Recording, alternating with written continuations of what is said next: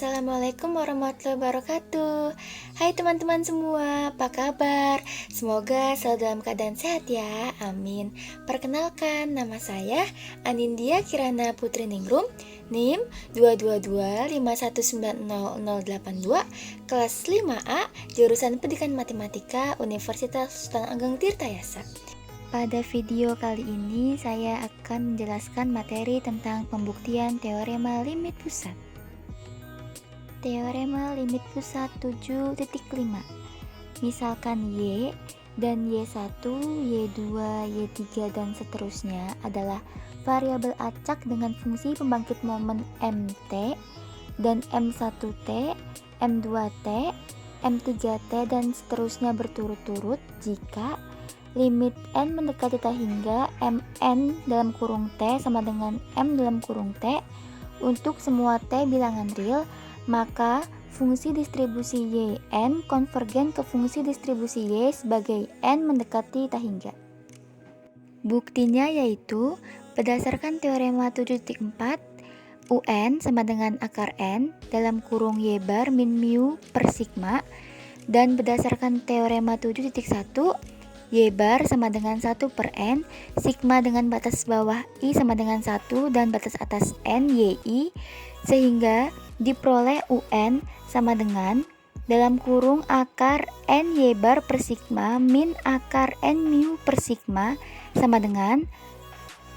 akar N dalam kurung 1 per N sigma dengan batas bawah I sama dengan 1 dan batas atas N YI per sigma dikurang akar N mu per sigma sama dengan 1 per akar N dalam kurung sigma dengan batas bawah I sama dengan 1 dan batas atas N YI per sigma min N dikali mu per sigma sama dengan 1 per akar N sigma dengan batas bawah I sama dengan 1 dan batas atas N ZI, di mana ZI sama dengan YI min mu per sigma. Karena variabel acak YI adalah bebas dan terdistribusi identik ZI dengan I sama dengan 1, 2, dan seterusnya sampai N bebas dan terdistribusi identik dengan E dikali ZI sama dengan 0 dan V dikali ZI sama dengan 1. Karena fungsi pembangkit momen dari jumlah variabel acak bebas adalah produk dari masing-masing fungsi pembangkit momen berdasarkan teorema 6.2, sehingga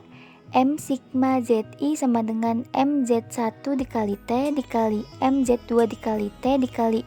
dan seterusnya sampai dengan MZN sama dengan mutlak MZ1 dikali T dipangkatkan dengan N, dan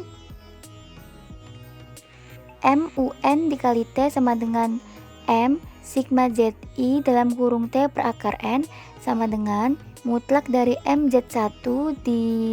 dikali dengan T per akar N kemudian dipangkatkan dengan N. Berdasarkan teorema Taylor, MZI sama dengan dikali T sama dengan MZ1 dikali 0 ditambah M aksen Z2 dikali 0 dikali T plus M double aksen dikali Z3 Xi T kuadrat per 2, di mana Xi di antara 0 dan T. Dan karena MZ1T sama dengan E dikali E pangkat 0Z1 sama dengan E dikali 1 dan sama dengan 1, dan M aksen ZI dikali 0 sama dengan E dikali Z1 sama dengan 0, sehingga MUN T sama dengan mutlak dari 1 plus M double aksen ZI dikali Xi per 2 dikali T per akar N pangkat 2 kemudian dipangkatkan dengan N sama dengan mutlak dari 1 plus M double aksen Z1 dikali Xi dikali T kuadrat per 2 per N kemudian dipangkatkan dengan N, di mana Xi N di antara 0 dan T per akar N. Perhatikan bahwa N mendekati T hingga, si N mendekati 0, dan M double aksen Z1 dikali si N T kuadrat per 2 mendekati M double aksen Z1 dikali 0 T kuadrat per 2 sama dengan E dikali Z kuadrat 1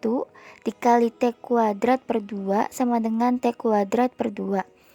Karena E dikali Z kuadrat 1 sama dengan V dikali Z1 sama dengan 1,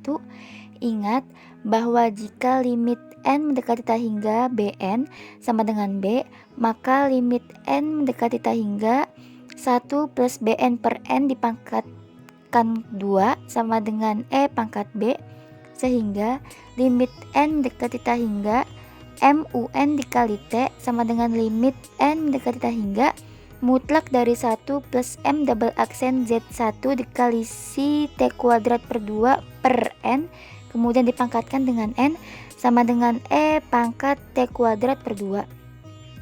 Fungsi pembangkit momen untuk variabel acak normal standar. Maka berdasarkan pembuktian teorema 7.5 di atas,